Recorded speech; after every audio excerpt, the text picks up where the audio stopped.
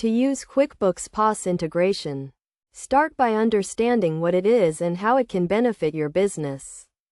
QuickBooks POS integration is a process that connects your point-of-sale system to your QuickBooks accounting software, allowing you to streamline your financial management and automate tasks.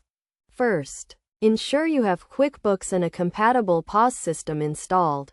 Next, set up your POS system to work with QuickBooks by configuring the integration settings.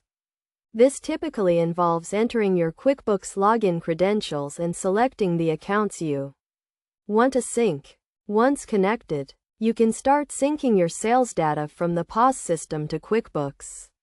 This will automatically update your accounting records, including sales, inventory, and customer information. You can also use the integration to manage inventory levels, track customer purchases, and analyze sales trends.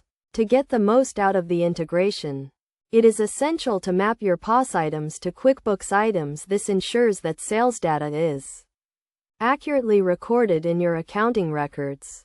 You can also set up payment methods, such as credit card or cash, to be synced with QuickBooks.